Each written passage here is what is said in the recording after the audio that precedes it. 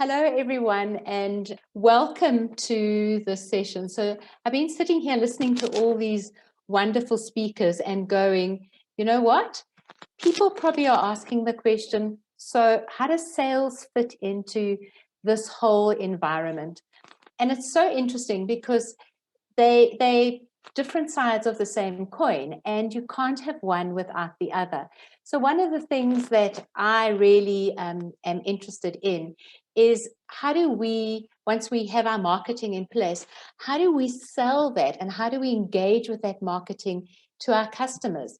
And so it got me thinking about what is it that we do when we sell that is different from when we are marketing. And that's why I wanted to ask you this question. Are you or your sales organization in a sales slump? Because I think COVID hit us all. It took us unexpectedly, surprised us, jumped out at us, and people were sitting and going, what do I do now? So before I get into that, let me just give you a little bit of info about me. So yes, Knowles is 100% right. I typically sit on an aeroplane, put my head into a book and don't engage with anyone. It's just my style. You know, when you spend lots of time facilitating, you get to the point where you kind of run out of words and you go, what am I still talking to people about? So I've had a company called Unlimited People Consulting, and my payoff line is the power to change. I really do believe that. And I really am vested in helping salespeople to show up differently so that they add value to their relationships with their clients, but also to understand from a personality point of view who they're dealing with and how does that impact on how they sell. Thinking about this topic, I did a little bit of research around some figures, and research globally shows that 88% of business owners who were asked the question, tell me about your salesperson or salespeople who call on you in terms of how do they understand your business. And 88% of these people said that the salespeople who called on them were phenomenal in terms of knowledge of product and services. Only 24% of the people who were interviewed said the salesperson knows me, my business, how I operate, and where I'm going. And I thought about that and I thought, well, maybe that's one of the reasons why we're in a sales slump. And I think if COVID did anything, it proved to us that what we knew and where we're going are two very different things. And I really then started to think about that in a little bit more detail. And I thought about slump, the word slump. And, you know, we talk about things aren't going the way they should, and it's so difficult out there. Well, you know, we all face slumps. Some of us have really struggled mentally with how we've moved through this COVID. But if you think about it from a poker point of view or a card player point of view, their slump is that they're having a bad run. An economic slump is a recession. So it doesn't matter who we are. All of us are going to, at some stage or the other, go through some kind of a slump. Here's the thing. How we pull ourselves out of that slump is really important. And to recognize that we're in a slump and to try and reflect backwards and go, what is it that I did that worked and how do I get my mojo back? So I really want to spend just a little bit of time talking around how do we engage with our customers differently, because the marketing is a critical part of how we engage. But from a sales point of view, we actually are living those messages. And the new way of looking at work, which kind of the research backs up since only really 1st of January this year, is what we call selling in a Barney world. And you're probably sitting and going, Barney, and I'm going, no, it's not that little purple dinosaur who bounces around. This is a world where we have customers who are brittle, anxious, non-linear, and they can't comprehend the world that they're living in. So brittle and anxious, emotional things break easily. We're not as resilient as we maybe thought we were. And we've seen that in businesses. If you think about how many businesses have really, really had to either reshape, refigure themselves out, or haven't made it. Non-linear, things don't go the way that we expected. So non-linear is about expecting the unexpected. And then incomprehensible, what does the future look like? I don't know about you, but I kind of take it day by day because I'm not quite sure where the world is going. Think about our customers. Think about the people who we are trying to reach from a marketing and sales point of view. A lot of them don't know. They shake their heads and they go, I can't tell you what tomorrow looks like because I really don't know. So let's bed this down a little bit more. So from a sales point of view, what we want to look at is how do we need to show up differently in order to engage with our customers. And there's a new sales term that's been coined. They call it empathetic selling. In other words, let me, Mr. Customer, put myself in your shoes, get a view on your world and see how I can actually help you to solve some of those issues. So when people are brittle, what they're looking for is people with capacity and resilience so that we can speak and feed into their businesses a different way of doing things, helping them to grow their people in different ways. And that's why these branding conversations are so important, because it's how do we show up differently? How do we attract new, different, the same customers and build that resilience? Anxiety is looking for empathy and mindfulness. Are we on the same page? Do we understand the challenges that our customers out there are facing? 24% said that the sales reps who called on them understood them. Not a product or a service, them. So empathy and mindfulness is the great speak at the moment, but it's about, are we centered and present when we're dealing with our customer? Non-linearity, which we said is expecting the unexpected. Do we have a context, and how are we able to adapt to that? Where is my context now? And my context might be, I don't know what my context is because I don't know where to go. Well, maybe somebody can step in and help us to do that. And what adaptive skills do we need in order to ensure that our customers get the best experience?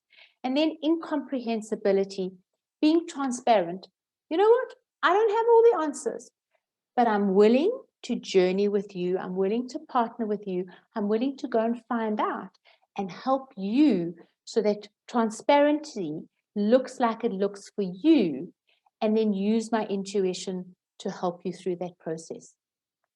So I wanted to use that as a frame because I think it's really, really important that we understand the context in which we are dealing from a branding point of view, and how do we really show up in that. So one of the things that is really important from a branding point of view and from dealing with our customers is understanding how our customers make decisions.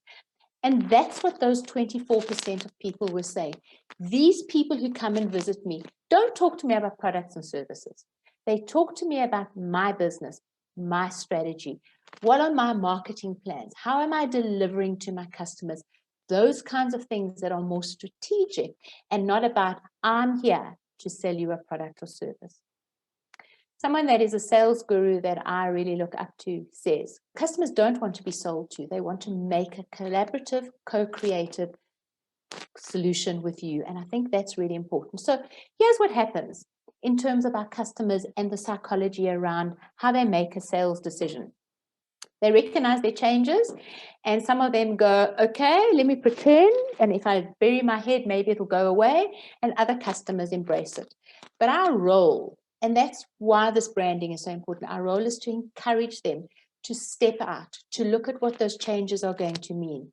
They then go into a research phase and they look at, what is it that I need? How do I do things differently? And maybe it's about saying, I don't know what I need, but maybe I can find someone who can help me. And then we go into what I call the buying phase. So they start to define what it is that they are looking for and what criteria would drive that. So a typical one would be, how much is something going to cost me? And we need to build the value around price. You know, the first conversation we get into shouldn't be a price conversation. It should be about, this is the value that you and I can work together, and that's why the cost looks like it does. Then we need to address the concerns of people, and that's that videotape that sits in the back of your head that goes, Will this person be able to deliver what they've said? Haven't worked with them. Can I trust their brand? What do I know about them? What are other customers saying about them? And at the end of that, they then make a decision. And if you have done your research and your needs development phase really well, by seriously understanding what your customer is looking for, the chances are you've really aligned yourself with that decision-making point, and you then go into the implementation phase. And clearly, how do we measure everything? So return on investment.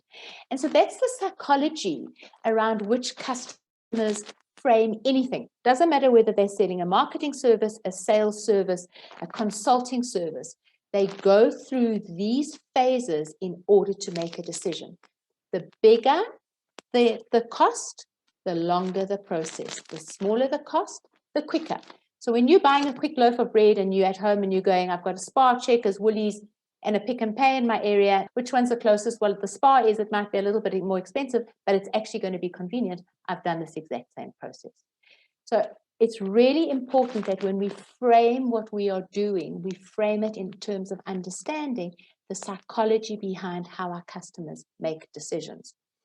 And the reason why that is important is because what we need to be building up into this is the whole thing around how do we build trust? And trust and getting customers to try us out is about the experience that they get. So they go through a process of thinking about it, making a decision and going, okay, let me try it. And if that try is successful, trust has been built. If that try is not successful, the experience is not so great. And they then will go and say, okay, I'm going to buy more of this, and they become good repeat customers. And as our insurance brokers always often ask us, who else would we refer them to? And I think that this is a really important thing to think about from a client engagement point of view, is we need our customers to trust us. And so typically there are 3 questions that they have in their head that for any intervention they are asking. The first one is, can I trust you? Me as an individual. And that is very much, how do I show up? How do I wear my brand? How do I sound? Do I look like I'm someone who's going to take them for a ride? Do I look like someone who's confident and could actually help them? When they get beyond that hurdle, they ask the question, can I trust you and your organization? And that is where things like websites become important, blogs, and how we put ourselves out there, social media, because they can go and check us out. And if we pass that hurdle, then the third question is, do I trust your products and services? And so here's what's always interesting for me. So often in sales conversations, people say, yes, but we have this really great product or this phenomenal service, but for some reason, we can't sell it. And the question is why? Why can we not sell our product or service? And here's the reality. The reason why we can't sell our product and service is because we haven't built the engagement with the customer. We haven't understood their business. So you can have the best product and service in the world, but if you don't have a relationship based on your personal brand in terms of how you show up and how you deal with them, we're not going to sell that product or service because it's about trust. And so just in terms of thinking about a relationship very quickly, I want you to think about that first experience you had. And it could have been when you were younger at school and you had a crush on someone. That excitement that you get. And it's that, what we call the courting stage, where, you know, you put your best face on and you make sure that you look great and you smell good. And you can't wait for that significant other to come and pick you up. It's exciting and it's interesting. And we learn so much. And you do those hours of starry-eyed gazing at one another. Same with the customer. We knew we're exciting. Then we make it more formal and we go through our wedding and our honeymoon. And yeah, there are a few teething problems, but not enough to kind of make us go, divorces on my cards. And we work through some of those and we understand that as a relationship unfolds, there are going to be challenges and there are going to be things that hold us up. Then we get into, and here's where it becomes dangerous, the marriage and the complacency side. I don't bother about doing my hair anymore. If my makeup's not done, I walk around with holes in my underwear. I schlock around in my tracksuit pants. Who cares? Just my husband, just my wife, just my partner. And that's where we need to trigger some new excitement for our customers. Because when we and they become comfortable to that point with one another, that's when it's dangerous. Because that's when someone new comes into the picture and says, I've got the solution for you. I know how to do this. And they steal the business that we've worked so hard to get away from us. And that's when we start to go to breakdown and divorce. So the customer and I sever our ties and we go, we can't work together anymore. And what's important to bear in mind is that when we start that relationship, the sales don't grow. It's an awareness, a development of relationship, getting to know one another. But as we move through that process, so we can see our sales start to grow and get traction, so does our profitability. But if we let it get to the breakdown and the divorce phase, guess what? We lose both. So here's the key, and it's been said in the marketing, and it's equally true in sales. Sell the problem that you solve, not the product. What problems can your products and services solve in your customer's business that are going to make them better, more effective, more efficient, get a whole lot of benefits from it, make them more visible? And that's about understanding them, their problem, their challenges. And there are lots of skills and strategies around that, which I'm very happy to share with you on another platform. Just not the time now, but really understanding how do we uncover those problems and those needs and then build the value in terms of the solution that you want, so that they see that it's a problem-solving experience and not a product-solving experience. I saw this and I thought this was a really, really great quote. Don't find customers for your products, find products for your customers. And just think about it. We've all been on the wrong end of that. You might have bought a product because it appealed to you, because that salesperson just didn't take no, whatever it was, and you come back and you try it and you are so disappointed.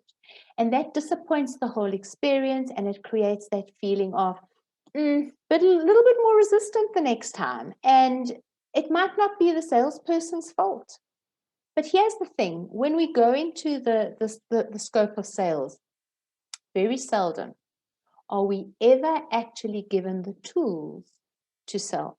And I work a lot with sales teams and do a lot of coaching.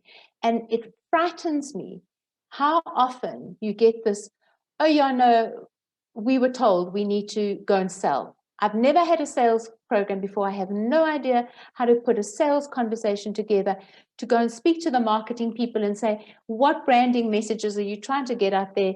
And how does that tie into what I'm doing? And we just say to them, you need to sell. So it's really, really important that we actually skill our salespeople. So a few things just to think about in summary.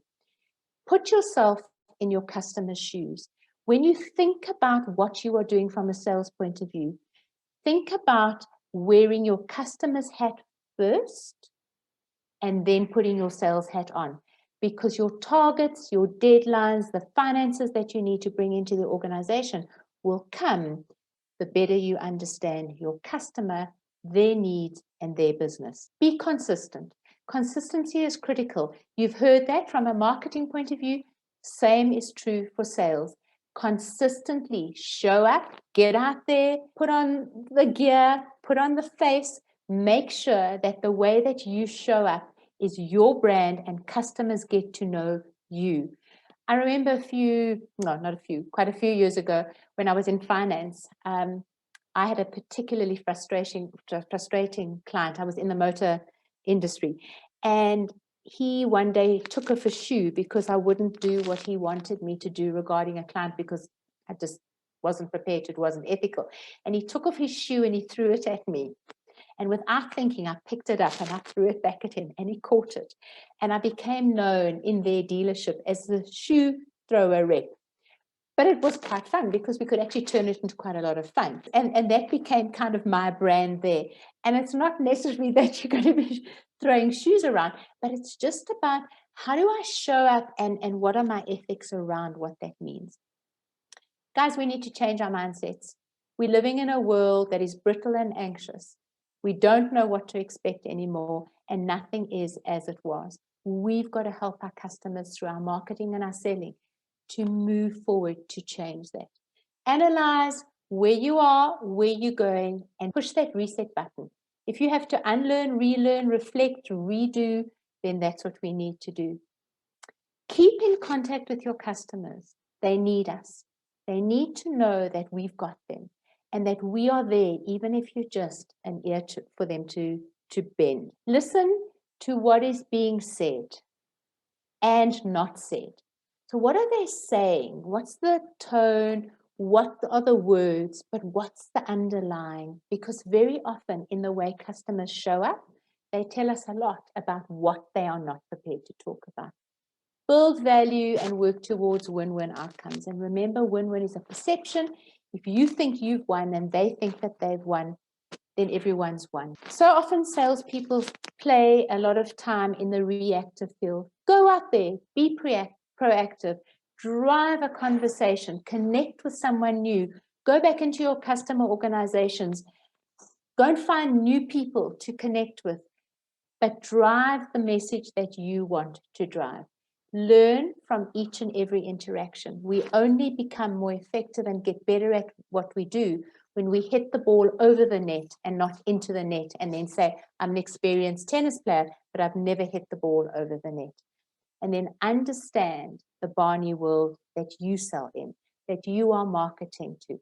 Understand that people are emotional beings, and that before anything else, they want us to connect with them and understand them and engage with them before we engage with their organization and try and put our products and services onto them.